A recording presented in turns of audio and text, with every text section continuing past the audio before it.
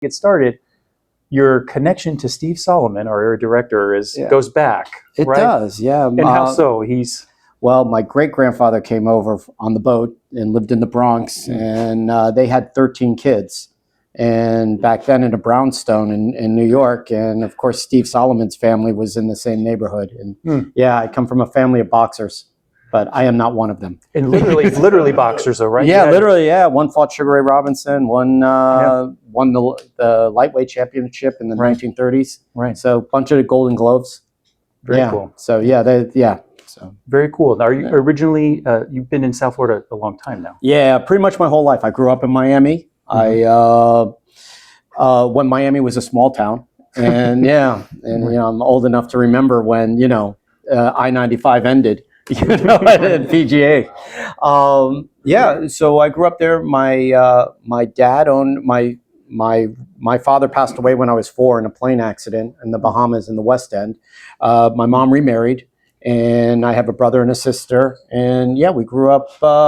I grew up Catholic. I went to Archbishop Curley, and down in Miami, and life was that was pretty much it. There wasn't much, I didn't really have a great relationship with God. I really kind of, but I could do the rosary. Right. Yeah. So I always had that going. Yeah. Right. Did there come a point in time where you encountered Jesus? Yeah. So I was saved in the early 80s, like 1980, Sheridan Hills Baptist Church.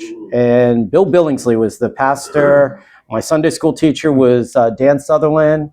And in my Sunday school was Tim Hughes and David Hughes.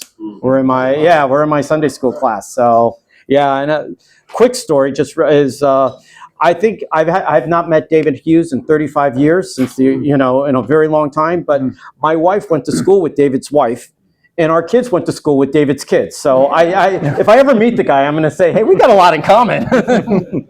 So so Sheridan Hills was, I was saved there, and I really enjoyed it. But like most things, I started bartending down in Miami, and when you're bartending and you have room for the bar scene in Miami, which was a crazy bar scene in the 80s, you don't have much room for God.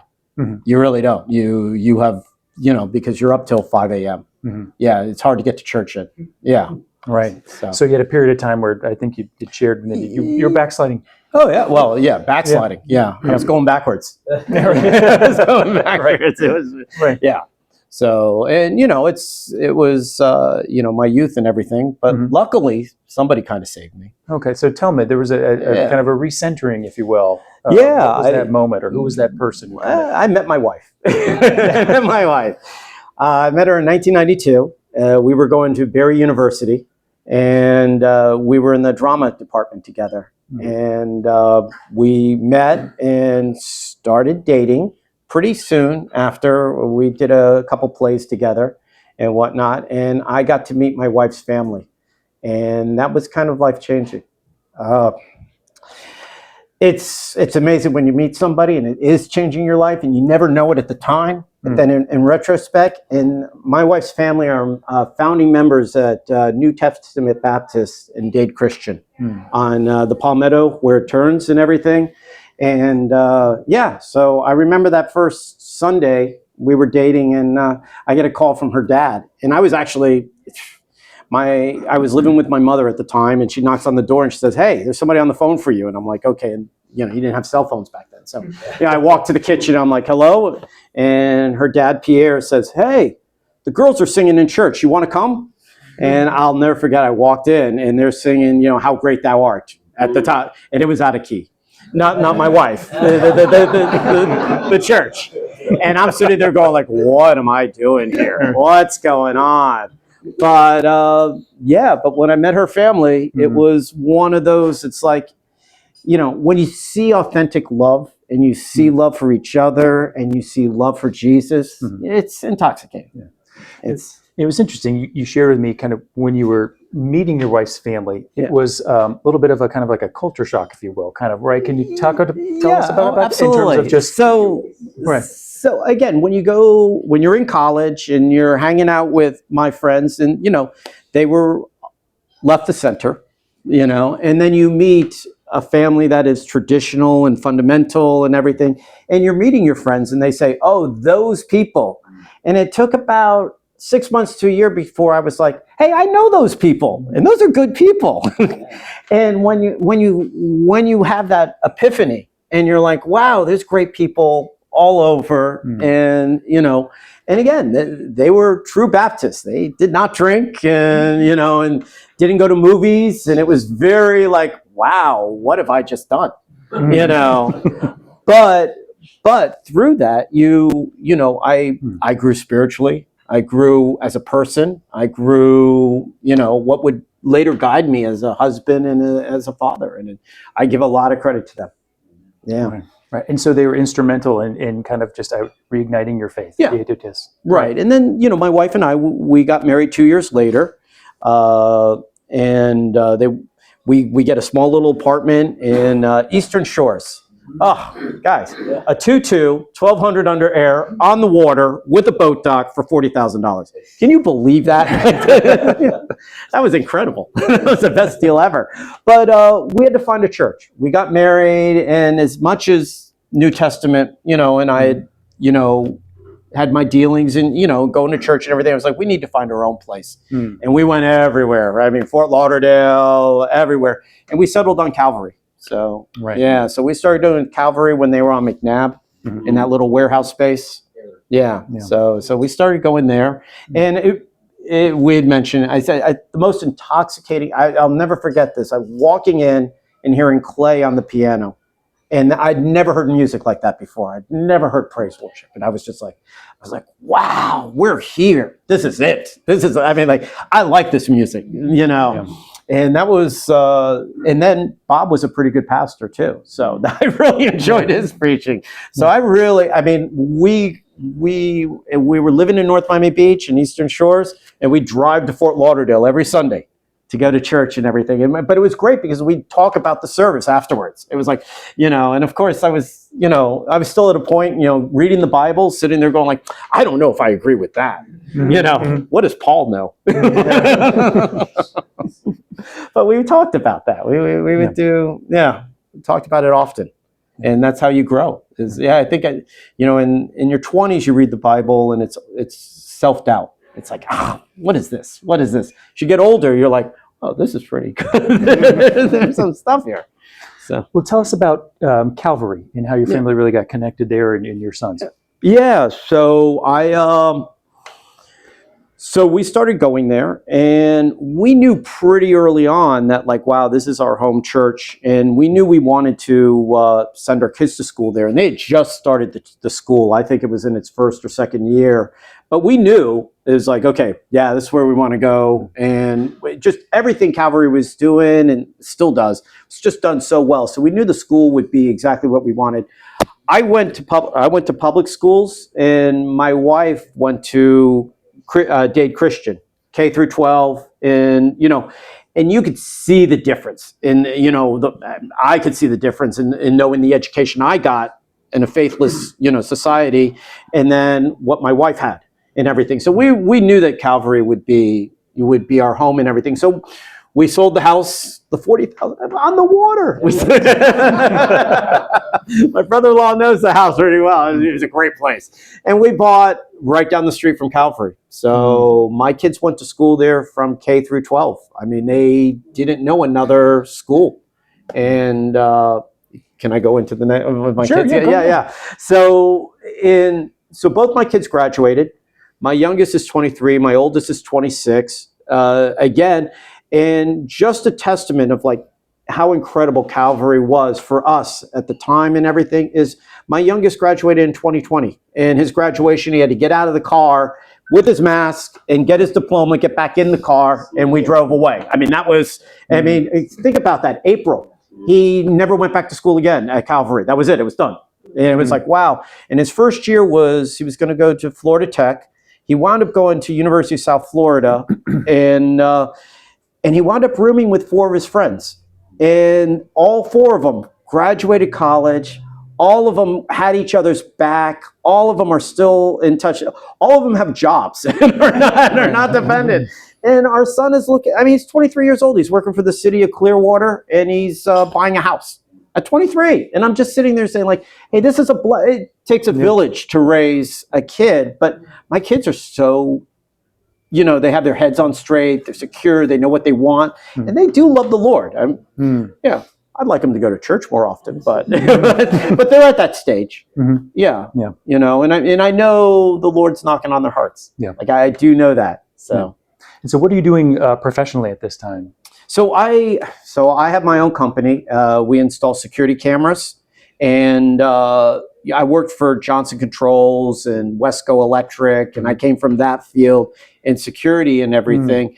And I enjoy, the jobs I get and everything, but my real passion these days lies in running. And yeah, I don't make much money running. Spend a lot more money. But I find that, like, at least at this stage of my life, that's where God's revealing himself to me, is when I run and everything. And I run a lot. I run, I'm doing 4 marathons this year. So yeah. And where are those marathons? We're headed to Tokyo. Yeah. So I'm doing the Tokyo in March, Boston, Chicago, and Berlin. So yeah, I qualified for Boston. I didn't have to get faster. I just had to get older. Yeah. The time came where I was like, I could do this. Well, I want to ask you, Ted. So in your bio, and you mentioned this, I want you to go in a little detail with this. Obviously, you're working for this big company, and you mentioned that it took an act of faith to kind of do your own thing, strike out on your own, right? Probably in a very competitive field. Kind of tell us about kind of the as you're doing it, what's going on the faith side of things with all this, or how are they working together? Well, it does take a faith, and it takes a village, and I'm blessed that I have the support of my wife, and I have the support of my family and everything. And once I didn't have to pay Calvary anymore. I had extra money. Ron has 3 at Calvary, so it was our largest bill for a long time. So I was able to have the flexibility to break out, and and now I enjoy what I do, and I love putting up cameras, but that's not the legacy that I want to live. Or when people see me, it's definitely not going to be on my tombstone. Is like, oh, he could put up a really good camera. I'm hoping I reach people in a different way. Right. But knowing, if you could talk to yourself in your 20s and 30s, given where you are now in your faith journey, and this kind of touches on what you're saying, maybe about quieting the noise, right? And I understand we have seasons of life that are very hectic and everything else. I understand that. But, what would you tell yourself, your younger self? Well, I really feel so, and I'd say it's been the last 6-7 years. I just stopped watching news. I literally turned off the TV and said, you know what? I don't, if there's a hurricane, somebody's going to tell me. I'll get to Publix and I'll see all the water's gone. I'm like, oh, I guess, yeah. And, I just didn't need the angriness and the consternation. And I feel if we have a fishbowl and it's filled with water, if you take some water out, you have room for other stuff. You can put, plants in there, you can do whatever. And I just felt that, like, the world was just filling, me with angst and whatnot. And the second I stopped watching news, and then it even went into football. I don't watch as much football. I used to be a huge Dolphins fan. And by the way, it's all about the game. It is a national championship. Come on, it's been 20-something years. But I really kind of took it out. And I noticed that when I took that out of my life, I had more room for God. I had more room for the Bible. I had more room for Bible studies. We are living at a wonderful time where Bible podcasts are incredible. My uncle is a pastor in Modesto, California. And I listen to him every Sunday. And it's just like, and it's deep, and it always speaks to me. And there's something there. And if I'm wasting my time watching whatever, local, anything, I don't have time for that. So, the old adage, every time you say yes, you say no to something. I mean, that's what I'm very particular about what I say yes to these days. Right. Yeah. Just like, okay, because it just takes time away. And, now with the advent of headphones and I can have everything on my watch, I can play a podcast as I'm running. And I come away, and we were just talking, out there about, what I was thinking about today, Barabbas. Right. Yeah, I went on a meditation on Barabbas. And, he's the first person Jesus saved. The first person. So, when you think about that, you're like, wow, Barabbas, he was a thug. He was a murderer. That's the first person Jesus said, all right, I'll save him first. Yeah. So. Yeah, it's interesting. So, you have a meeting your wife, and that reignited your faith. And then you shared with me a couple other things. Yeah. And I want to make sure I kind of get the order out. Absolutely. Yeah. Sorry. Traveling to Israel, you'd mentioned kind of that how that was very pivotal, and if you could share with us about that, and then also joining your new church and how that changed things for you. If you could share those two kind of Absolutely, experiences. yeah. So back in 2022, in spring of 22, my uncle, who he's been over to Israel every year for the last 30 years, he's getting up in age and everything, and my wife and I were like, hey, we should go with him. And everything. And we spent 3 weeks there, 3 weeks in Israel, everywhere from the Dead Sea to Haifa.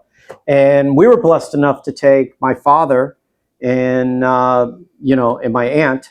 We were blessed, enough to take them, and which was wonderful. And if you take anything away from what I say today, go to Israel at least once in your life. I mean, it really will strengthen your faith. It will really move it. And, my uncle was wonderful about telling the stories. So when you're sitting there at Tel Dan, or you're sitting there, at the, at En Gedi, and it's like, oh, okay, so David would have been hanging out in these caves, and Saul's going after him. You get a sense. You're like, oh, I see it now.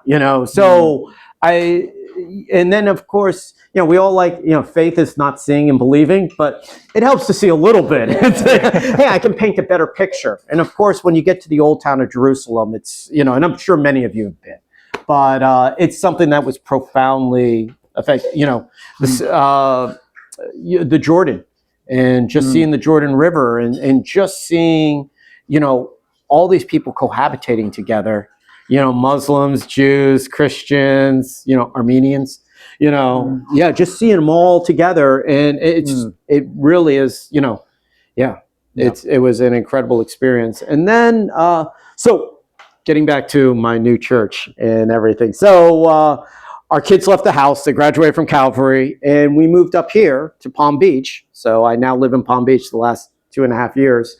And my wife and I were looking for a church. Like, it's like, okay. And I love the times I've had at Calvary, and I have several friends who are like my best friends. We form relationships we love, but every season has an autumn and a fall, and, Right. And so it was time for a new church. And so, of course, we went from the largest church to 50 people. And when you go to a church that has 50 people, there is no hiding in the back row. Somebody has to do something always. And so my wife now makes the coffee. And she's on the search committee we're affiliated with Advent, which is right over here. Yeah. So, my wife's been, on the search committee. Yeah. And yeah. So, I mean, it's wild to have a new season where you're just like, wow, everybody. Mm-hmm. You walk in and you're like, and it's a different demographic, it's a different total different need set, total different preaching, everything. It's very different than Calvary. Right. You know. And before I turn it over for questions, tell me just how has your new church impacted your faith walk? I mean, and Calvary was very impactful, and like you said, the experiences and the growth, friendships.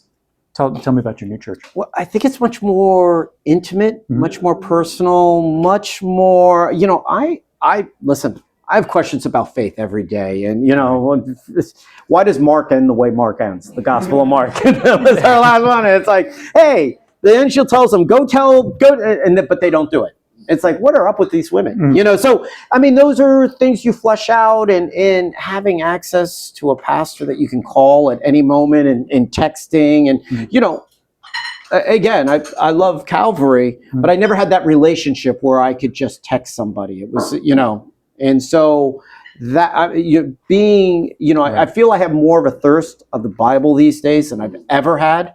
And so, you always want to make sure you're being exegesis and not eisegesis. You always want to make sure you're like, okay, do I have this right? Just because I believe this, am I right? So that's where I'm at these days. Right. It's just always questioning, hey, why does this say this? What, Right. Yeah. Right. So. Right. Does anybody have any questions? Anybody? Yes, sir. Yes, we have a couple. Are you feeling a call to ministry? Oh, that's Ask that question again for people in the back.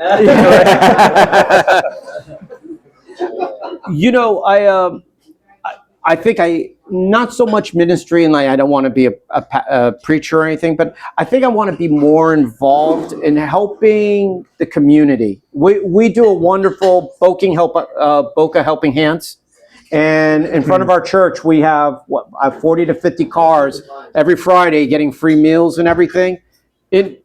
I'm convicted because I'm usually busy on Fridays and I don't do it, and I need to get more into that. So when you say ministry, maybe more ministry in my community, in my local community. I think I'm feeling a little bit more convicted. The thirst that you do is obvious. Yeah. That's really great. Yeah. Yeah. God bless you. No, well, thank you. Thank you. I just had a question about your church, the new church. Like, which denomination is it? Just because Calvary big churches, I go to a big church too. Sure. It's like non-denominational, and I also work at like a small Pentecostal church, so very different. So Very different. No, so I believe it's part of the Advent Network, Harvest Network, Harbor Network. It's part of the Harbor Network, and it's Lutheran. If we're, yeah, it's Lutheran. But I want to say that the service is very much in the Calvary. I find it amazing that, I really think in my lifetime, I think that the Calvary, that independent Christian church that popped up and everything, I think it's the biggest advent that happened in American evangelism in my lifetime. It's a very different, it was a different type of that, it's been 40, almost 30 years that I've been going to Calvary. So, it's super impactful. I mean, I never thought it would change communities the way it did and whatnot. And I have high hopes for, Proclaim that we can do the same thing. So, amen. Yeah. I hope I answered the questions and everything. Oh, they're still bringing. Oh, go ahead, sir. So I have a question for you. If somebody visited your home while your children were little and they join you for lunch or dinner, what would they have experienced in the way that you share your faith with your family?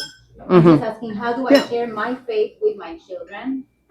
Right. What kind of rituals do you have? Do you just pray before dinner?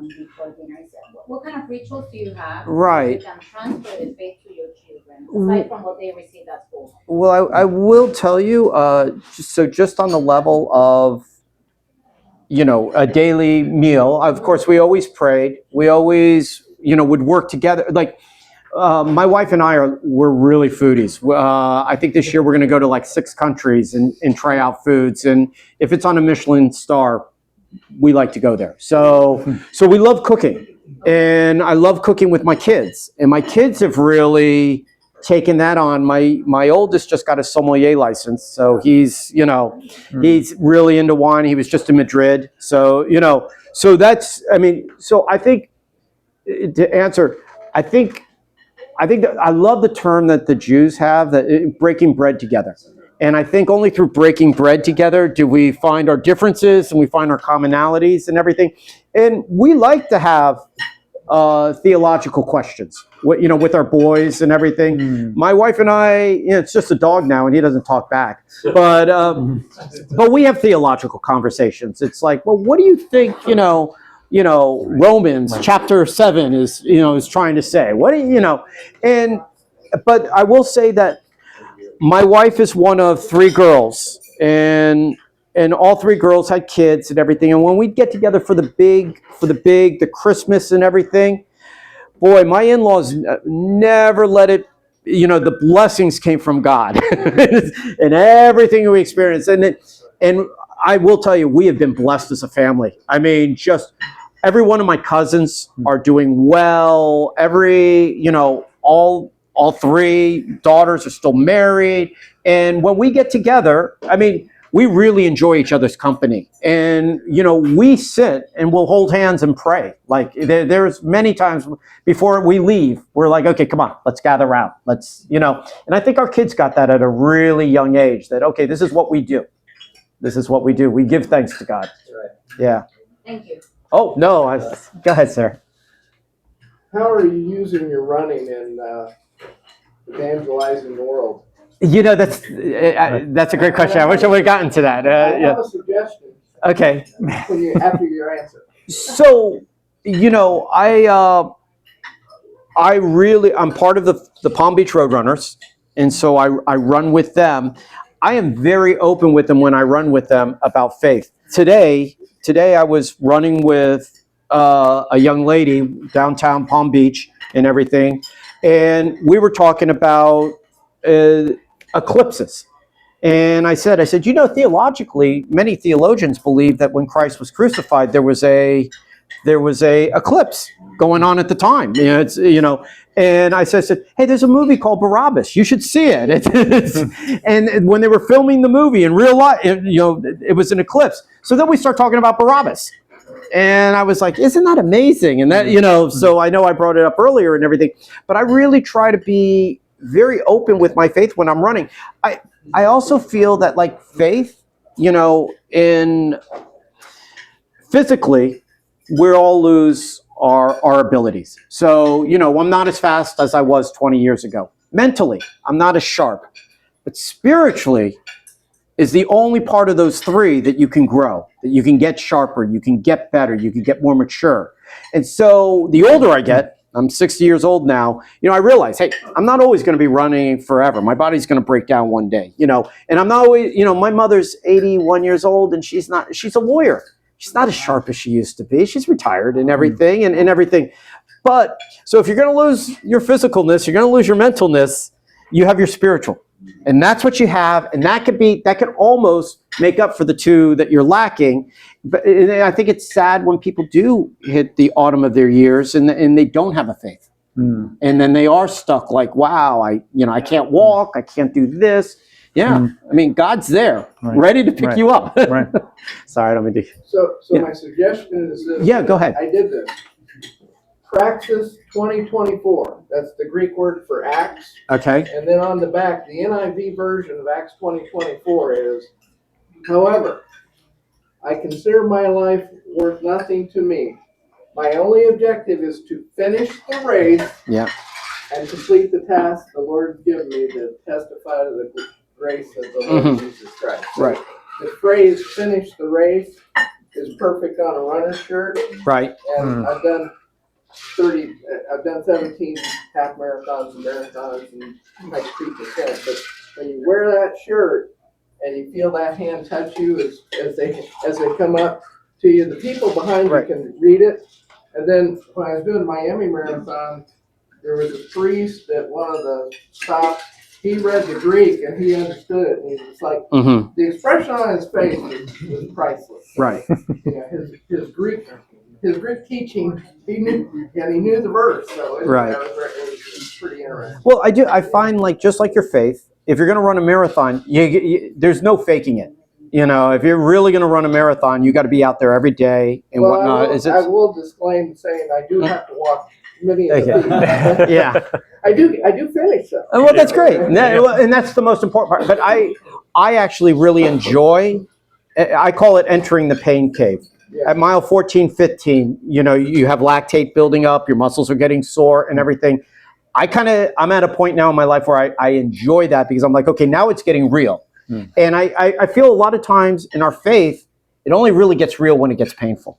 Yeah. I was just listening today to Tree 63. Blessed be the name of the Lord. And, he gives and takes away, but I will always bless his name, and I'm sorry, I ruined the lyrics on that, but that's just it. It's like, at least for me, my faith seems to get real when it gets a little bit painful. If everything's going along just perfectly, then I'm not relying on God. and only when, okay, wow, I have something I have to overcome. Yeah. Yeah. Yes. Speaking of that, can you share about a time where your faith has been painful, where that journey has been?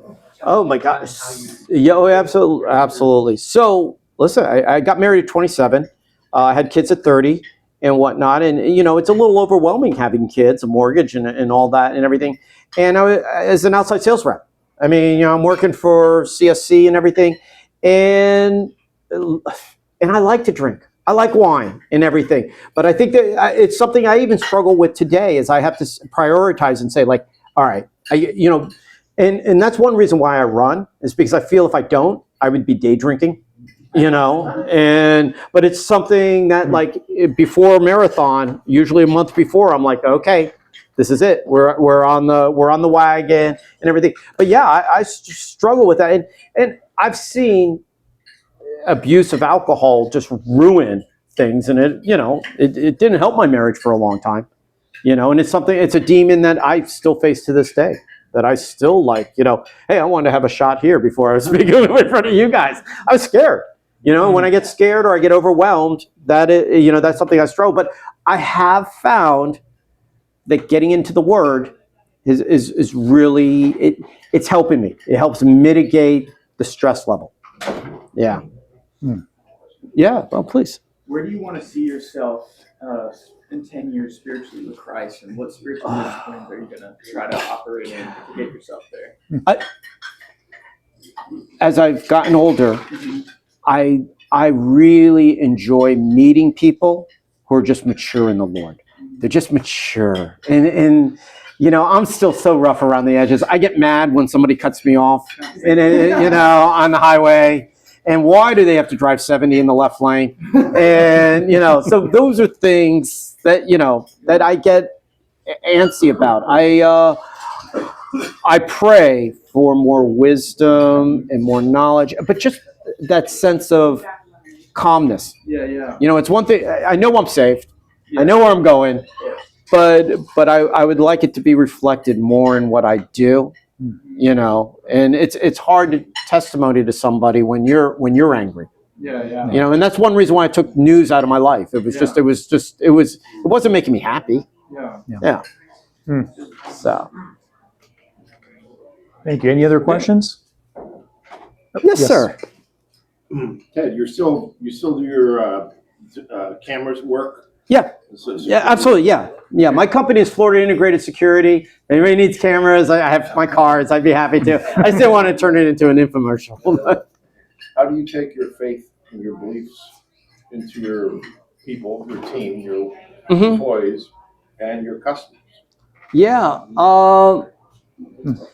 Again, I think you got to be honorable, and I think you got to, do what you say and say what you do. I did put cameras up at our church and everything, and if you tell them you're going to be there on Tuesday, get there on Tuesday. Things go sideways, but always over communicate. But then on top of that, I really try to let it be known that, hey, I consider myself a man of God, and not every deal goes perfectly, but we can get through any of the hurdles that we have, especially if there's just if you're truthful and you have honorability and whatnot, and that's what I try to do. I'm not the greatest salesman in the world, but I do try to just be upfront and truthful with my customers. I mean, as much as you can. And I'm in a business where a lightning strike goes and it wipes it all out, and it's my fault. And I'm like, that's called an act of God. That's force majeure. That's not me. But we mitigate over it and everything. I feel over my career I've tried to be as honest as I could. I'm not always perfect, but that's what I do. And I don't open when I meet a customer on my faith, but if they get to know me, they'll know. I will always say, like, oh, my kids went to Calvary, and that always leads into a conversation that way. Somebody will say, oh, well, my kids went to North Barrow Prep. Yeah. So. That's what his kid. Oh, no problem. No problem. Miss Rutherford, Johnny Rutherford, right? Huh? You're related to Johnny Rutherford, the race car driver? Johnny Parsons. Johnny Parsons. I'm sorry, Johnny Parsons. I apologize. Yeah. Yeah, I was thinking Rutherford. Were there any Yeah. other questions? I think I guess Oh, yeah. last question here. Yes, sir. You have 5 grandkids, right? I have no grandkids. No grandkids. No, he's the one with the 5 grandkids. Right. Oh, okay. Yeah. Oh my gosh. I hope not. I'll have to buy a lot more Christmas gifts. I was just going to ask, how does what you do now transmit to your children or grandkids? Yeah, so my boys are at an age, they're 23 and 26. They're discovering their life. They're out there living their life. I'm really proud. And your work is never done as a parent, but at this point, go live your life. I mean, I'm just kind of enjoying the fruits of my labors that I did from the age of, I really feel that my kids always knew they were growing up in a really, in a great environment. My family's always been around them. They went to Calvary from K through 12. As they've gone out into the world, they've always had a sense of who they are. And so I think, at this point, it's like, my oldest lives up in New Hampshire, and he just hiked the whole Appalachian Trail a couple years ago. So he went from Georgia so he's an outdoors kid. This is what he is, and he goes out there. And my youngest is a mechanical engineer working for the city of Clearwater, and I think it's now their turn. I think I'm at an age where it's like, oh, let me sit back and just watch them. Yeah. And I just ran I ran the Marine Corps marathon in Washington. And, I invited my son to come and spend the weekend with us. And, I like his company. We went to some nice restaurants. Haleo, that's a great place. Jose Andreas, check it out. But no, I just feel like, they're adult men at this point. And it's just fun to see, and there's a lot of tragedies that people have that their kids didn't get it together. It never happened. I just feel really blessed. And a lot of it is the environment they grew up in. And they're still friends with, it's so funny, both of them went to college. They didn't really, their friends are from Calvary. That's who they know. And I know, Ron is my partner in my airplane. We've had a hangar for 20-something years we have an old 1958 Piper Tri-Pacer that we fly. So if anybody, and we're selling it, if anyone wants to buy it's a great plane. but we had a hangar, and that's where it was literally across the street from Calvary Chapel. So when they had a football game there, I could hear the football game going on and everything, from my hangar. But we turned it into a man cave, and that's where our kids hung out. That's where they hung out, and all the kids at Calvary are such good kids. I can't believe what a wonderful job they're doing there. And that's my only experience, but I love their friends. Their friends they're dynamite people, and they're doing some great stuff. I think that their Calvary's thing is, make disciples, for the world, and they're really doing a wonderful job. It's an incredible school. Yeah, we just felt we had 2. We felt like we needed one more, so we adopted from China. Did you? Yeah, it's fine. Wow. Very cool. Wow, that's Very cool. That's awesome. Yeah. Well, everybody, thank you for your questions. If we can give Ted a big hand. Oh.